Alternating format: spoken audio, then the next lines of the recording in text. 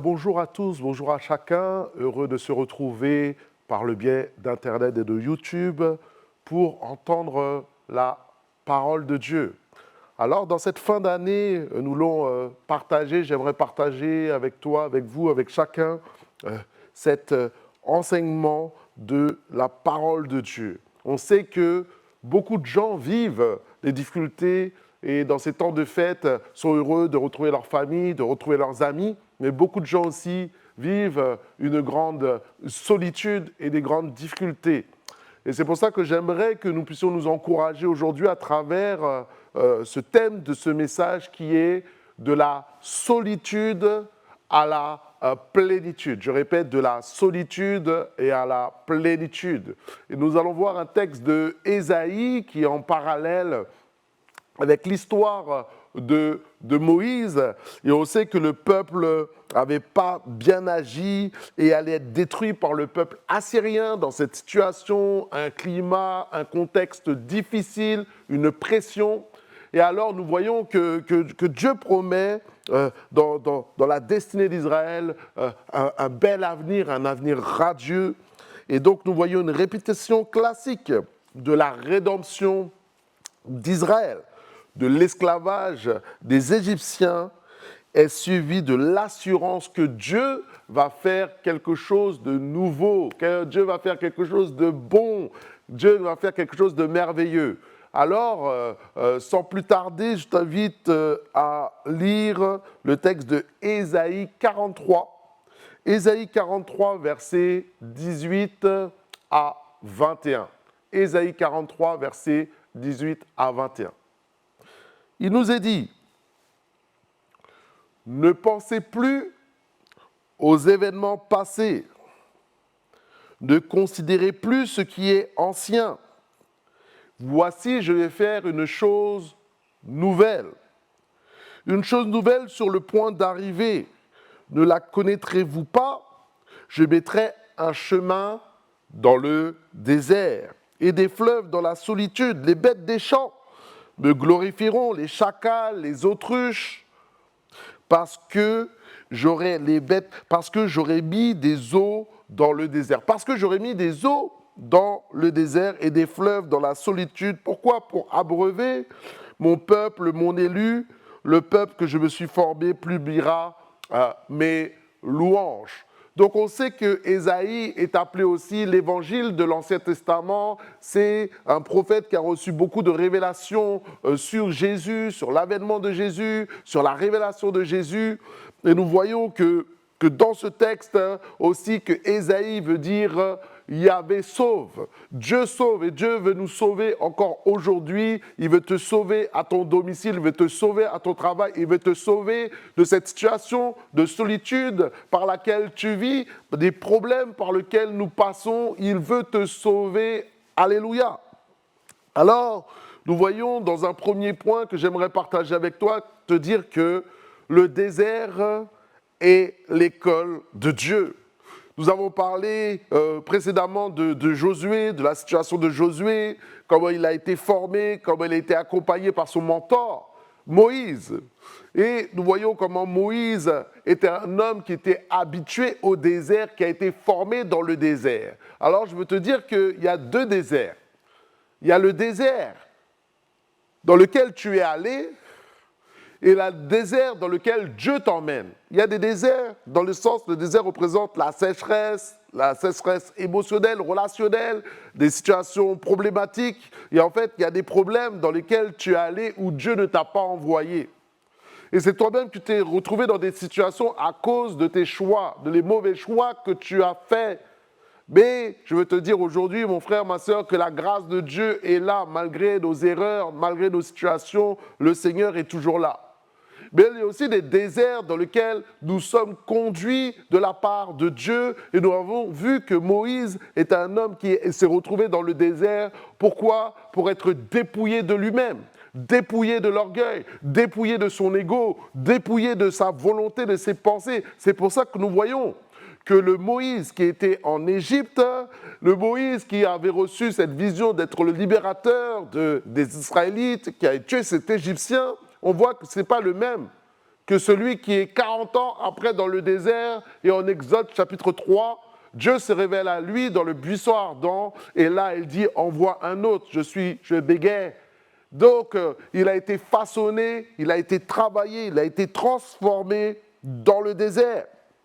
Est-ce que Dieu te fait passer par cette situation, Dieu te fait passer par ce désert, cette situation, non pour te tuer, mais pour te façonner, mon frère, ma sœur, pour te transformer, parce que l'intérieur est plus important que l'extérieur. Et Dieu regarde à ton cœur. Et il y a des fois, c'est que quand on passe par des situations que nous pouvons être vraiment changés et transformés. Alors regarde ce qu'il nous est dit pour Moïse en Deutéronome chapitre 8, verset 2.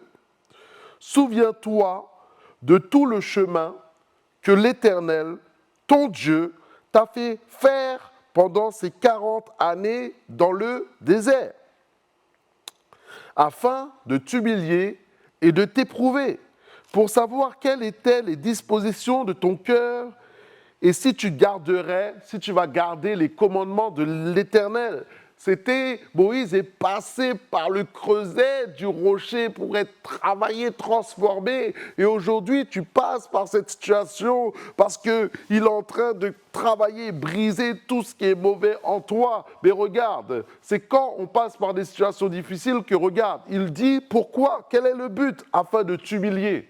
L'humilité précède la gloire.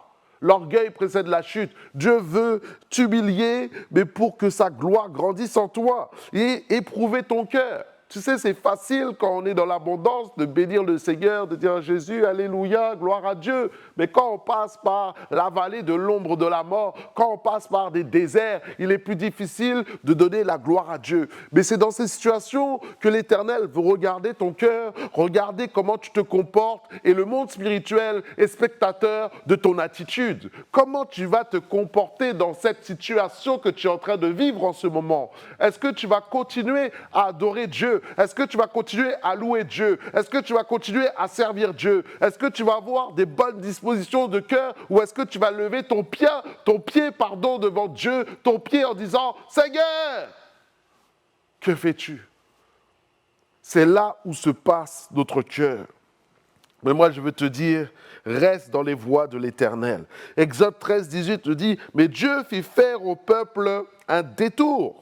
Par le chemin du désert, vers la mer Rouge, les enfants d'Israël montèrent en armes hors du pays d'Égypte. » On voit que c'était un homme qui a connu le désert, qui a pu emmener le peuple dans le désert. Et on voit que Moïse, quand il est dans le désert avec le peuple, lui, il ne s'est pas plaint du désert, il s'est plaint du peuple, il s'est plaint des situations, il s'est plaint des problèmes, mais il ne s'est jamais plaint du lieu dans lequel il était parce qu'il connaissait le désert. C'est pour cela qu'il a montré le chemin aux Israélites pour passer à travers le désert. C'est pour ça que le chemin par lequel tu es en train de passer, l'Éternel permet pour que toi aussi tu emmènes des gens à travers ta vie à connaître Jésus et aussi à passer à travers cette épreuve, à passer à travers ces difficultés. On sait que Moïse s'est retrouvé devant la mer Rouge à un moment donné. Imagine la situation. Il a le peuple qui maugrait, les difficultés, les combats. Pourquoi? Des situations, la mer Rouge qui est devant toi, la mer Rouge représente la mort, ce n'était pas possible de passer cette mer. Et de l'autre côté, il y avait aussi les Égyptiens qui étaient là avec Pharaon qui veut te tuer. Donc il y avait la mort derrière, il y avait la mort devant. D'une manière naturelle, tu ne peux rien faire. Il était obligé de tourner les yeux vers le ciel. Quand tu es accablé de toutes sortes de situations et même tes proches te laissent, t'abandonnent, te délaissent et te pointent du doigt, toi, tourne les yeux vers le ciel. D'où me viendra le secours? Le secours me vient de l'Éternel qui a fait les cieux et la terre. Et alors, la gloire de Dieu est descendue sur Moïse. Il a levé son bâton. Et ce qui était impossible aux hommes, impossible à Moïse, est devenu possible par la puissance du Saint-Esprit. La puissance de Dieu s'est manifestée et la mer s'est ouverte en deux. Quel miracle extraordinaire! Mais Dieu veut faire aussi ce miracle pour toi, dans ta vie, dans ta situation. Cette maladie est pour la gloire de Dieu. Ce problème est pour la gloire de Dieu. Ce désert est pour la gloire de Dieu. Expérimente quelque chose d'autre qui vient du ciel et non de la terre. Alors continuons, nous voyons la solitude. un désert relationnel par lequel Moïse est en train de passer. Et nous voyons que cette solitude que Moïse a vécue, beaucoup de gens aujourd'hui vivent la solitude dans cette ville d'Île-de-France, une ville qui est la plus grande de France, qui est dense. Mais combien de personnes sont en difficulté? Combien de personnes sont isolées? Combien de personnes sont laissées pour compte? Surtout dans ces temps de fête, alors que le temps de fête, c'est de retrouver tes amis, retrouver ta famille. Mais là, ce jour de Noël, ce jour de 31 décembre, où là, tu n'as personne avec toi, alors là, c'est la solitude, c'est la souffrance. Et c'est pour ça que nous voyons des difficultés qui sont manifestées à cause de la solitude, que l'homme n'est pas fait pour être seul. Mais tu peux être dans une grande foule, tu peux être avec une grande famille, tu peux être dans ton couple et te sentir seul. Tu peux être là, au travail, avec une grande multitude et être seul. Et ça devient un problème sociétal. C'est pour ça que nous avons des communiqués du gouvernement qui nous parlent de santé mentale, qui nous disent voici cette personne, vous la voyez, une femme avec ses enfants, un chef d'entreprise, un employé, n'importe quoi, ça touche tout le monde. Et tu sais que l'isolement crée des problèmes énormes. Alors j'ai fait cette recherche, j'ai pu voir qu'il nous est dit que 4 Français sur 10 se sentent seuls. Ils déclarent se sentir seuls régulièrement, que ça soit tous les jours, 5% ou souvent 13%, ou de temps en temps 26%. L'isolement est devenu une problématique sociétale et c'est pour ça que ça a des dégâts aussi sur notre santé physique, santé émotionnelle, santé spirituelle. On voit que j'ai vu que ça peut créer des dégâts au niveau de ta santé corporelle. Regarde, augmentation des risques de développer un cancer, baisse d'activité du système immunitaire, isolement et sentiment de difficulté à se faire comprendre, ou encore retrait des activités sociales et difficulté à lier des liens sociaux, difficulté à maintenir des relations existantes, troubles du sommeil et perte de l'appétit, performance au travail réduite et manque de motivation, insatisfaction en matière de vie et personnelle et sociale. Tellement de gens vivent la solitude. Et je veux penser dans ces temps des fêtes aussi aux SDF qui sont laissés pour compte, des gens qui sont là, où je voyais du côté des portes du périphérique, à côté, je voyais quelqu'un qui était là, deux SDF qui étaient sur du carton et faisait 5-8 degrés. Et je dis, quelle souffrance, en plein milieu du trottoir, des gens qui vivent cette souffrance, cette douleur. Pensons à eux, pense à ta famille, pense à tes amis, pense à ceux qui n'ont rien et qui ont besoin juste d'une petite chaleur humaine. Alors j'aimerais te dire aussi, dans ce deuxième point, cesse de regarder au passé. C'est-à-dire, ne pensez plus aux événements passés, ne considérez plus ce qui est ancien. Et on voit, Israël était là, on voit ce problème, de voir cette difficulté. Mais Dieu a dit, je vais faire une chose nouvelle. Arrête de regarder dans le passé. Et nous sommes dans cette fin d'année 2025. Et maintenant, toi, tu es du genre à toujours regarder à tout ce que tu n'as pas fait, tout ce que tu n'as pas fait bien, de tout ce que tu aurais dû faire, et tu t'en veux, et tu es dans les remords, et tu es dans les regrets, et ta vie est bloquée en janvier 2025, alors qu'on va passer en 2026. Certains ont leur vie bloquée en 2020. Certains ont leur vie bloquée en 2015. Mais je vais te dire quelque chose aujourd'hui. C'est que le passé est passé et le passé n'a plus d'avenir. Tu ne peux plus rien faire sur le passé, le temps passe. Mais il faut que tu prennes les leçons de la vie passée pour avancer pour le présent et la vie future. Si on prend l'exemple, tu conduis une voiture, est-ce que tu as le permis? Est-ce que tu as une voiture? Quand tu conduis ta voiture, tu es sur le périphérique. Si tu gardes tes yeux tournés sur les rétroviseurs, et tu restes sur le rétro, je peux t'assurer que tu vas faire un accident. Le rétroviseur est là juste pour regarder en arrière, pour se projeter en avant, faire les contrôles. Et aujourd'hui, je veux te dire, fais les contrôles, regarde dans les rétros pour faire les erreurs que j'ai faites pour ne pas les reproduire. Ne reproduis pas les erreurs que tu as faites, mais surtout, avance. C'est pour cela que quelqu'un disait que la plus grande erreur consiste à détruire votre présent en vous rappelant d'un passé qui n'a plus d'avenir. En vous rappelant d'un passé qui n'a plus d'avenir. Tu ne peux plus jouer sur le passé, tu peux jouer sur ton présent. Mon frère, ma soeur, joue sur ton présent, agis sur ton présent, agis sur ton futur. Car le Seigneur a des projets de paix et donc de malheur pour toi en 2025 comme en 2026 et dans la suite de ta vie. Va de l'avant, avance.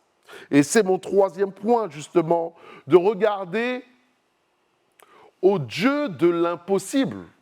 Regarde au Dieu de l'impossible. Verset 19. Voici, je vais faire une chose nouvelle sur le point d'arriver. Ne la connaîtrez-vous pas? Je mettrai un chemin dans le désert, des fleuves d'eau vive dans la solitude. Alors, je veux te dire que même dans ta situation que tu vis actuellement, tu peux être à l'aise si Dieu est avec toi. Si Dieu est avec toi, même dans le désert, tu peux être dans une oasis, parce que la première oasis de nos vies, c'est l'Éternel. Donc regarde à ton Dieu qui va te rafraîchir, parce qu'il nous dit qu'il met des fleuves d'eau vive dans le désert et dans la solitude, et le fleuve représente la vie, l'eau représente la vie, l'eau représente la vie de l'esprit.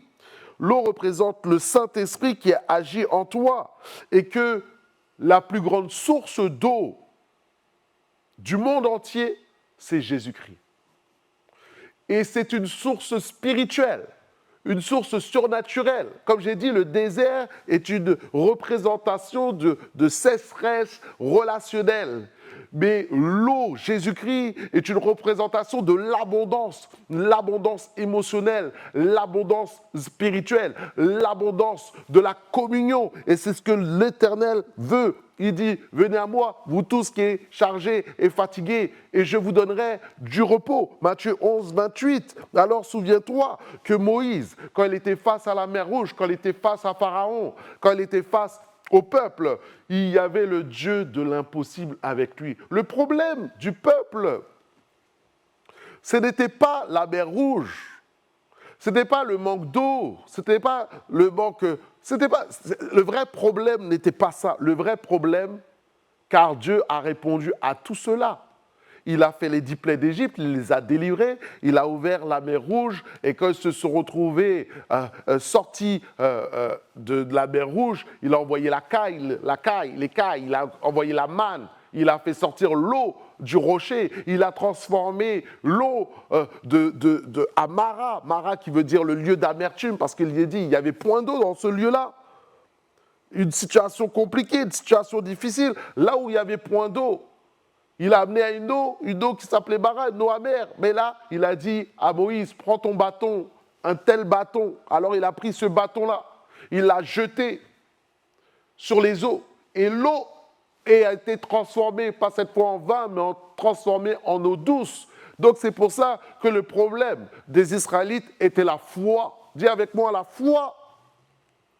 La foi est une ferme assurance des choses qu'on espère, une démonstration de celles qu'on ne voit pas. Pour les avoir possédées, les anciens ont obtenu un témoignage qui leur est favorable. Hébreux 11. Et c'est la foi. Sans la foi, il est impossible de lui être agréable. Il faut que celui qui s'approche de Dieu croit que Dieu existe. Tu vois, ça veut dire que tu peux t'approcher de Dieu sans croire qu'il existe. Tu peux t'approcher de Dieu sans croire qu'il peut te répondre, sans croire qu'il peut te parler, sans croire que dans cette situation bien précise dans laquelle tu es, il ne peut pas agir. Tu peux jeûner, prier, lire, venir à l'église tous les dimanches et ne pas croire dans cette situation que le Dieu de l'impossible peut agir. Et moi, je veux mettre la foi en toi aujourd'hui, de croire dans ce Dieu. Et la première chose que Dieu va mettre en toi, c'est sa présence. C'est sa présence que tu as besoin. Venez à moi, vous tous qui êtes chargés, viens boire les eaux vives, la vie de Dieu, la vie de l'Éternel, la vie spirituelle. Et regarde ce que Jésus a dit en Jean 7, verset 37. Le dernier jour, le grand jour de la fête, Jésus, se tenant debout, s'écria, Jean 7, 37. Si quelqu'un a soif, qu'il vienne à moi et qu'il boive. Celui qui croit en moi, des fleuves d'eau vive couleront de son sein, comme dit l'Écriture. Il dit cela parce qu'ils n'avaient pas encore reçu l'Esprit. Il parlait de l'Esprit qu'ils allaient bientôt recevoir. Et l'Esprit n'était pas encore parce que Jésus n'avait pas encore été glorifié. Donc on voit bien que Jésus a parlé de ce fleuve de vie qui allait agir en tous ceux qui croiraient, et le fleuve de vie est l'Esprit de Dieu qui vient habiter en toi. Et quand tu es habité de la vie de Dieu, c'est l'eau qui coule en toi, puisque nous sommes un vase pour la gloire de l'Éternel. Et quand tu es ce vase et que l'Esprit de Dieu en toi, tu deviens une nouvelle créature, les choses anciennes sont passées, toutes choses deviennent nouvelles, nous dit 2 Corinthiens 5, 17. Les choses anciennes sont passées, toutes choses deviennent nouvelles. Mais en toi, il fait déborder la vie, en toi, il fait déborder la joie, en toi, il fait déborder la paix, enfin, il fait déborder le fruit de l'Esprit, le Dieu de l'impossible. Regarde à ce Dieu de l'impossible qui est présent dans ta situation.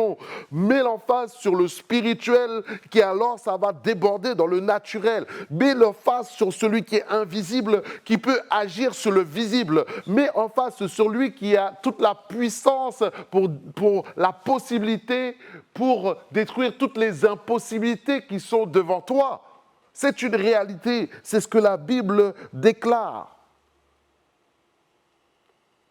Et je veux te dire que Christ est le rocher, que Christ était déjà dans l'Ancien Testament. Regarde cette révélation qui nous est donnée par l'apôtre Paul en 1 Corinthiens chapitre 10, versets 1 à 4.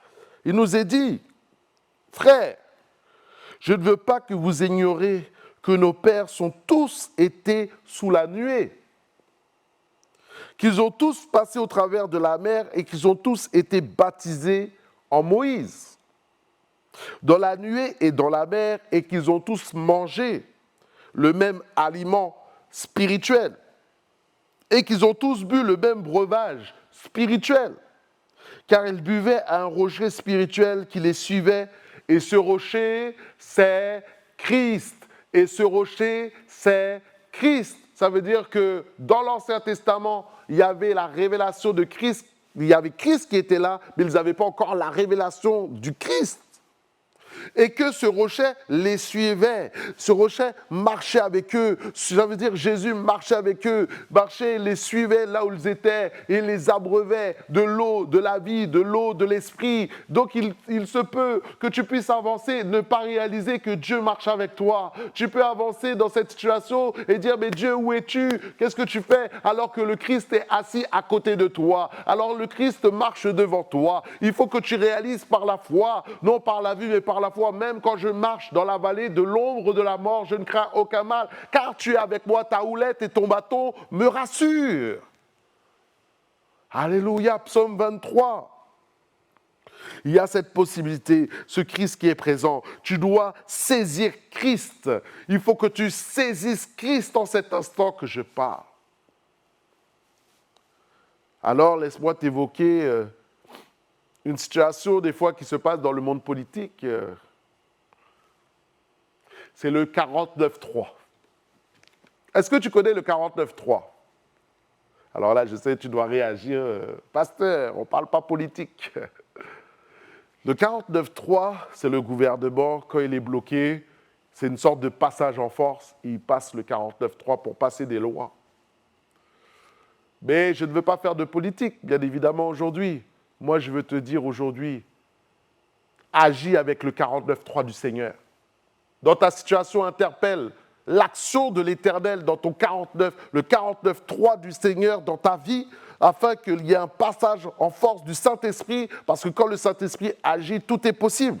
Alors, regarde ce que nous dit Ésaïe 49, verset 3. Il m'a dit, tu es mon serviteur, Israël en qui je me glorifierai.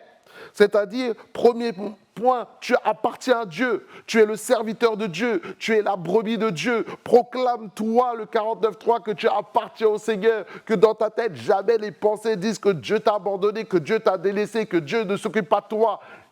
Dégage ces pensées de ta tête. Alléluia.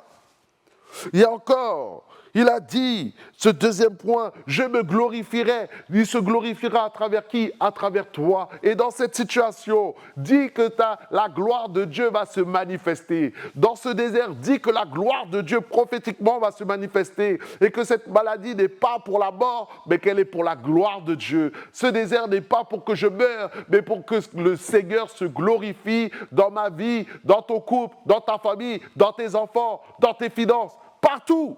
Alléluia. L'Éternel est bon, l'Éternel est vivant.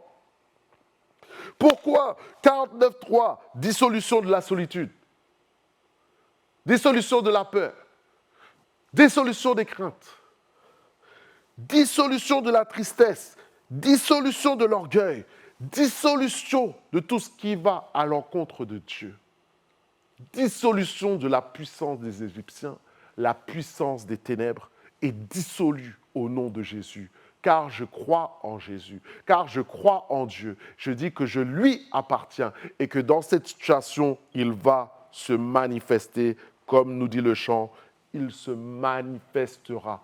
Il se manifestera. Alléluia.